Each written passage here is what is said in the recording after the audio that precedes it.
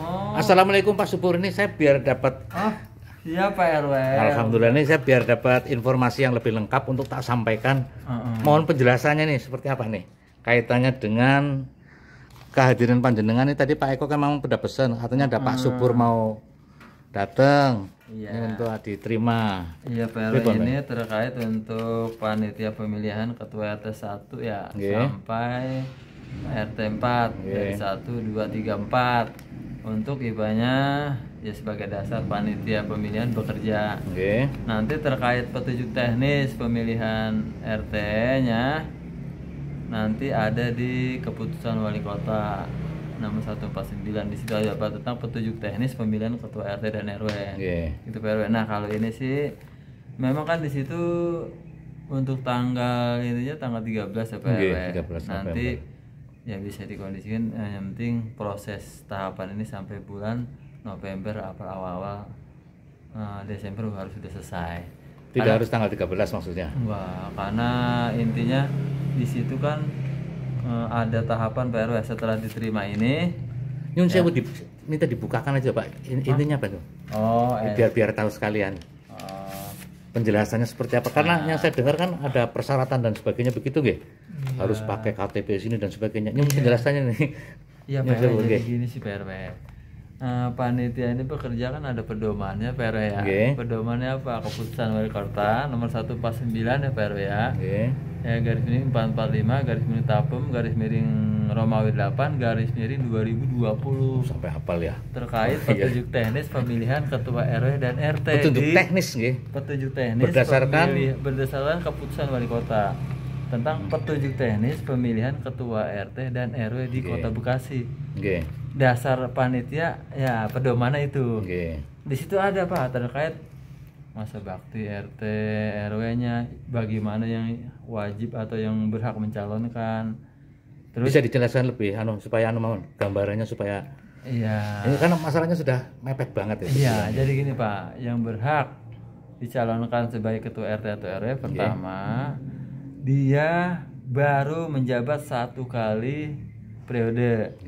Kalau sudah menjabat 2 kali periode berturut-turut atau tidak berturut-turut, ketua RT RW itu tidak boleh maju kembali.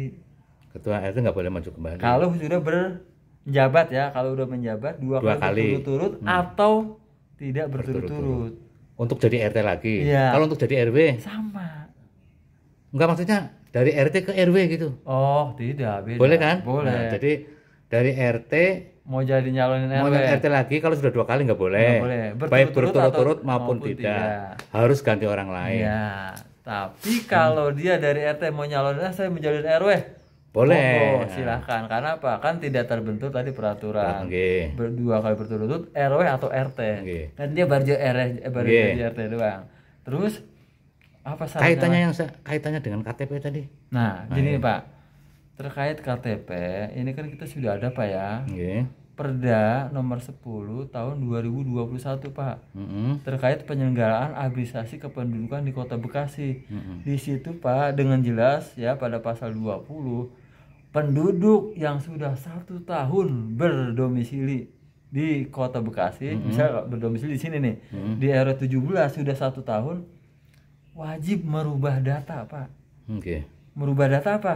Dari misal dia KTP-nya luar daerah, bisa misal maaf nih dia Jakarta atau Kalimantan atau Sulawesi, setelah setahun di sini wajib merubah KTP-nya KTP Jati Sampurna. RT berapa sini? RW 17 Kelurahan Jati Sampurna. Kalau untuk RW, kalau untuk RT pemilihan RT ya dia harus merubah KTP RT 1 ya kan jadi RT 1. Di RT yang bersangkutan. Iya, RT yang bersangkutan. Walaupun KTP-nya Bekasi. Sama-sama di Bekasi misalnya. Tetap walaupun karena apa? Di syarat ketentuan ya Pak, keputusan wali kota itu tentang petunjuk teknis tadi dikatakan bahwa yang boleh memilih atau menjadi calon ketua RT atau RW yang berdomisili di tempatnya, berdomisili ingat Pak ya, berdomisili dan mempunyai KTP KK di RT tersebut. Berdomisili Bapak nih tinggal di situ lah, karena ngurusi warga sih ya. Iya, karena khawatirnya warganya punya Bapak punya KTP RT 1 RW 17 Kelurahan Jati Sampurna, tapi berdomisilinya maaf nih di luar RW 17 berdomisili misalnya di RW 3. Nggak boleh. Kagak boleh, Pak. Sesuai aturan ya kita bicara, Pak. Bukan dari saya atau dari bukan, ini sesuai aturan keputusan wali kota. Terus begitu pun sama, Pak. Tadi yang berdomisili ya di sini, berdomisili di sini, ber-KTP di sini tapi dia berdomisili di luar nggak boleh. Begitu pun sama. Dia berdomisili ya di sini. Tapi KTP-nya bukan KTP sini. KTP mana? Tadi KTP RW 3 Kelurahan Jati Sampurna, nggak boleh juga. Jadi berdomisili di tempat tinggal ini dan ber-KTP di wilayah sini juga. Sesuai aturan ya Pak RW ya. Ini kalau misalnya nih untuk kepentingan kepengurusan ini, pemilihan ini, terus kemudian secara mendadak diurus proses perpindahan KTP bisa nggak? Ya pasti bisa, Pak. Pasti bisa, intinya gini Pak RW. Intinya prosesnya itu kita harus cabut data kependudukan dari asal kita. Misal Pak RW mungkin kalau daerahnya Jakarta, kita minta dokumen kita di Jakarta itu untuk membuat surat pindah. Ya soalnya ini calon-calon RT dan RW-nya juga orang-orang. Aduh, gitu Pak RW. Karena Pak RW kita berdasarkan Perda tadi ya, nomor 10 tahun 2021. Dan juga ada keputusan wali kota petunjuk teknis dan peraturan-peraturan wali kota nomor 58 yang diubah dengan peraturan nomor 27 Pak 2021 tentang administrasi kependudukan dan RT RW di Kota Bekasi. Situ ada semua Pak. Kalau saya jelaskan lebih baik saya ngobrol gitu. Kalau di sini terlalu banyak ini Pak ya. Di situ ada semua Pak terkait kewajiban sebagai ketua RT RW apa aja, kewajiban sebagai warga negara ya kan, yang berpenduduk di sini bisa mencoblos atau tidak, situ ada semua Pak. Gitu Pak RW. Makanya kalau misalnya termasuk warga pemilih. Nah, warga pemilih sama Pak. Dia sudah berdomisili di sini. Ingat ya, berdomisili di sini 3 bulan dan mempunyai KK dan KTP sini. Ingat ya. Kalau tidak punya, dia tidak bisa untuk memilih Pak. Walaupun rumahnya di sini. Walaupun rumahnya di sini 20 tahun, 30 tahun karena apa? Melanggar Perda. Melanggar keputusan wali kota, melanggar peraturan wali kota Pak. Tapi kan itu pemilih kan penduduk. Sama, Pak. Artinya sebagai warga. Iya, karena apa? Sudah ada termaktub dalam peraturan dan undang-undang ini, peraturan daerah. Karena itu Pak kan kekuatan hukumnya kuat ya, peraturan daerah ya kan ada di sini. Keputusan wali kota sama peraturan wali kota. Berarti ada kemungkinan di sini itu yang kisaran rumah 40 sampai 50 rumah penduduk yang ber-KTP RW 017 dan RT yang bersangkutan 1, 2, 3, 4 bisa-bisa cuma sedikit Pak. Ya itu tadi Pak RW kewajiban kita ya sebagai aparatur. Dan juga di sini RW sebagai pembantu mitra ya, ingat ya, mitra kelurahan. Karena RT dan RW itu lembaga masyarakat yang keberadaannya diakui ya dan disahkan oleh pemerintah daerah, dalam hal itu pemerintah Kota Bekasi. Jadi wajib mensosialisasikan terkait peraturan daerah ini. Ya, peraturan daerah nomor 10 tahun 2021 terkait keputusan wali kota nomor 149 tadi, terkait peraturan wali kota nomor 58 yang diperbaharui peraturan wali kota nomor 27, itu harus kita sosialisasikan ke masyarakat Pak RW. Karena kalau itu sebenarnya sosialisasi itu dari zaman saya jadi RT dulu ya. Kan saya pertama jadi RT dulu nih, satu Gereja Bubur. Kemudian setelah jadi RT jadi RW. Itu data sudah dibuat sedemikian rupa dan sosialisasi untuk supaya warga ber-KTP sini itu. Pak RW. Tapi saat itu memang masih berat karena kan warga-warga baru ya. Mungkin ada kan. Ya rata-rata kan. Terus sekarang dengan kondisi yang seperti itu, apa sih Pak sebenarnya pengaruhnya ketika orang harus pindah KTP sini terhadap akses-akses yang kaitannya dengan mungkin fasilitas rumah, tanah yang di luar itu. Jadi gini Pak RW. Sebetulnya Pak RW ya, pertama nih kita kalau dia tidak membuat KTP sini, dia berdomisili di sini, tapi tidak merubah identitas kependudukan menjadi KTP sini, kalau secara aturan Pak, dia hanya tidak dapat pelayanan seperti pelayanan kesehatan, bantuan-bantuan pemerintah ya, terus bantuan misalnya subsidi kalau ada, terus mungkin kalau bagi mampu itu no problem ya, tidak ada masalah. Ya kan itu nggak ada masalah. Cuman di sini Pak kita kan harus taat aturan ya, taat hukum. Makanya di sini kenapa harus merubah? Supaya kenapa? untuk menjalankan peraturan daerah itu Pak. Ya itu tadi kalau misalnya kerugiannya sih itu tadi paling tidak mendapatkan pelayanan kesehatan, program-program yang di. Padahal sebenarnya lebih menguntungkan, artinya lebih menguntungkan kalau pindah sesuai dengan domisilinya nggih. Ya, iya Pak, karena apa? Nanti program-program pemerintah yang ada di pemerintah Kota Bekasi dia juga menjadi haknya juga ada di situ. Karena apa? Dia warga Kota Bekasi. Gitu ya Pak ya. Terus apa? Yang keduanya kan dengan adanya dia tidak merubah identitas kan tidak bisa memilih secara kan gitu Pak. Tidak bisa memilih dan dipilih secara aturan. Gitu Pak ya. Karena Pak kita udah ini kemarin Pak amal dinas kependudukan, sosialisasi kependudukan. Tolong Pak kata ini kewajiban Bapak-bapak juga untuk mensosialisasikan ke warga. Sekarang dengan kondisi yang sekarang ini khususnya bagi yang calon yang sudah dimasuk dalam daftar pemilih itu misalnya ngurus surat pindah caranya gimana Pak? Jadi gini Pak, saya katakan tadi kalau dia masih KTP-nya DKI, dia harus minta surat pindah dari DKI Pak, Dinas Kependudukan maksudnya. Ada yang bisa bantu seperti itu teman-teman Pak? Ya kita kan ibaratnya Pak langsung ke Dinas Kependudukannya. Setelah ada surat pindah dari Dinas Kependudukan misalnya DKI, kemarin kita proses gratis Pak. Ya pokoknya dari banyak Bapak ke RT, RW, kelurahan sampai kecamatan sampai ke dinas. Kira-kira prosesnya berapa lama nih Pak? Cepat Pak, pokoknya kalau ada Bapak surat pindah dari daerah asal ya. Pokoknya ada surat pindah dari daerah asal, cepat kita proses. Oke, coba nanti tak coba sampaikan. Pokoknya Pak RW kalau ada Pak RW kalau ada, yang penting ada surat pindahnya ya dari asal. Misalnya dia nih KTP-nya ber-KTP DKI. Kalau membantu surat pindahnya belum bisa. Ya itu Pak kalau daerah asalnya kan kita harus ke sana kan gitu ya. Maksud kita ini yang penting Pak RW ada di surat pindahnya dari sana. Di sini di Kota Bekasi kita bantu Pak. Sampai mereka juga belum tentu mau, tapi saya berharap mereka yang sudah di luar dan sudah tinggal di sini sekian lama, Mbok, biar lebih nyambung ya. Iya Pak RW. Dengan apa ya? Pokoknya kita saling ya kita ini ya memang kalau secara sanksi sebenarnya ibaratnya ringan. Oke, nanti saya akan pelajari terus akan saya sampaikan ke Pak RT. Terus kaitannya dengan ini kan surat dari kelurahan ya untuk pemilihan panitiaan. Ini panitia pemilihan ketua RT. Dari kelurahan ini suratnya. Untuk RW. RW kan gini Pak, alurnya kita dari RW sudah menyerahkan ke kita ya panitia. Udah kita buatkan nota dinas kecamatan karena wewenang pemilihan ketua RW itu kan kecamatan Pak. Udah kita kirim nota dinasnya.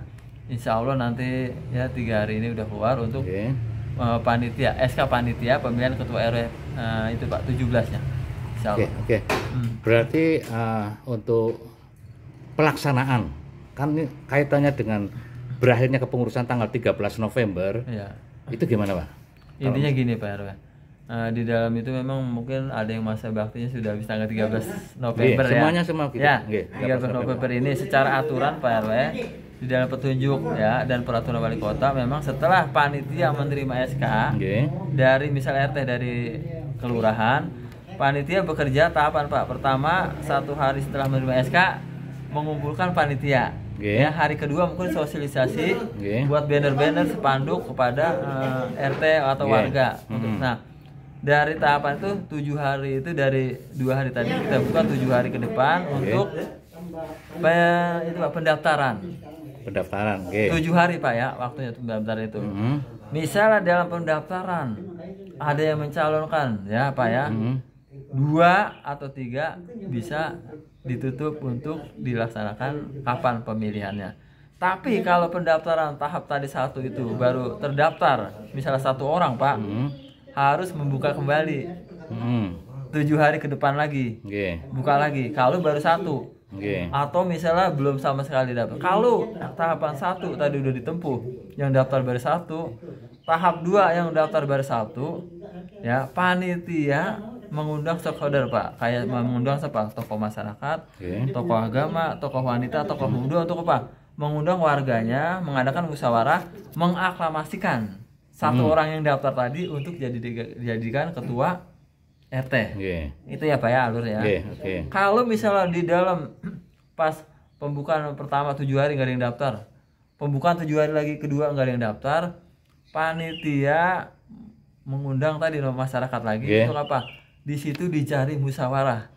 Kira-kira siapa yang akan kita jadikan pengurus ketua RT ke depannya melalui musyawarah di situ. Tapi disiapkan Pak di situ nanti ada daftar hadir, berita acara sama dokumen foto-foto gitu Pak RW. Terus untuk itu sama berlaku juga untuk di tingkat RW? Sama Pak. Waktunya bisa bersamaan? Waktunya RT RW sama. Itu bersamaan maksudnya? Sama. Jadi bersamaan dengan waktu pendaftaran RT dan RW berbarengan gitu bisa? Gini Pak, ya kalau panitianya kan kalau memang panitia kan di sini ada yang orangnya sama tuh RT RW ya. Tentunya kan pelaksanaan nggak harus sama kan, pelaksanaan nggak harus beda. Kalau panitia beda, masih orangnya beda gitu, namanya beda-beda sama panitia RT RW. Silakan aja Pak dikondisikan supaya pas gitu. Iya diadakannya bareng nggak apa-apa. Bisa bareng-bareng. Iya kan tempatnya juga ini nggak apa-apa. Tapi kalau kan kaitannya gini, ada biasanya kan ada mudah-mudahan sih banyak yang daftar. Iya, Pak. Sehingga ada di situ konsep bagaimana manage warga nantinya dengan konsep organisasi yang bagus dengan tentu saja dengan menyampaikan visi dan misi kan gitu. Itu kan ini perlu waktu. Tadi ada pendaftaran 1 minggu, mungkin penyampaian visi misi 2 minggu misalnya Pak, atau seminggu. Waktu yang diperlukan kalau misalnya lebih dari tanggal 13, sementara tanggal 13 kan batas waktunya habis nih Pak nih. Ya, tidak apa-apa itu. Apa-apa Pak, yang penting kan. Kenapa dasarnya apa? Kenapa nggak apa-apa? Ya bukan maksudnya, karena kan di sini nanti peraturan itu tadi udah kita jalankan ya, pertama 7 hari. Ya kan pertama 7 hari, kedua 7 hari. Kenapa Pak di sini? Karena kan memang pas pengajuan panitia itu kan mungkin dokumen ada yang kurang, itulah sehingga kan maksud saya gini Pak, karena ini sudah disiapkan 3 bulan yang lalu loh Pak. Iya. Kenapa enggak dari pemerintah desa? Ini kan sudah tahu pasti waktunya habisnya tanggal 13. Iya kan? Kenapa enggak dikeluarkan sejak dari awal kalau misalnya? Kenapa? Kalau ini Pak, pemberitahuan masa bakti ini 3 bulan sebelumnya udah kita kasihkan tahu. Sudah Pak. Kepada pamor-pamor. Sudah maksudnya kita itu bikin panitia itu sudah 3 bulan yang lalu sebelum habis. Oh iya. Tapi kok proses sampai sekarang baru keluar tuh kenapa? Karena ini, tadi dalam pengajuan proses panitianya Pak, kan ada kekurangan di situ ya. Kenapa contoh kekurangannya? Misalnya yang diajukan panitia nama si A Pak, ternyata KTP-nya ke panitia ini Pak. Wah ini KTP-nya bukan KTP RT 1 RW 17 contoh ya misalnya Pak ya. Akhirnya kan itu cuman persoalannya gini. Kita ketika bicara masalah batas waktu kepengurusan, ini kan bicara hukum nih. Iya. Tanggal 13 berakhir. Pengurus lama berakhir. Nah, di situ kan berarti ada masa tidak ada pengurus, gimana? Jadi gini Pak.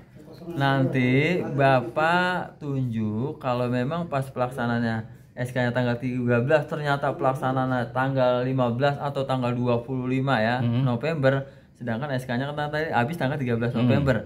Harus sesuai aturan Pak ya, sesuai aturan lagi kita kembali tadi keputusan Wali Kota nomor 149 2020 Pak RT atau Pak RW menunjuk pelaksana harian PLH.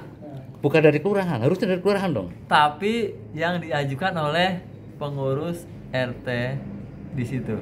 Maksudnya harusnya gini, secara otomatis itu kan bukan hak lagi, tidak berhak lagi itu RT sama RW. Iya, tapi nanti otomatis pengurus yang tidak mencalonkan atau pengurus RT atau RW yang tidak mencalonkan atau tidak menjadi panitia kita jadikan menjadi PLH. Misalnya sementara sampai batas sampai selesainya pemilihan. Nah, saya minta itu surat dari kelurahan saja Pak RT, dan untuk tingkat RW juga dari kecamatan berarti Pak.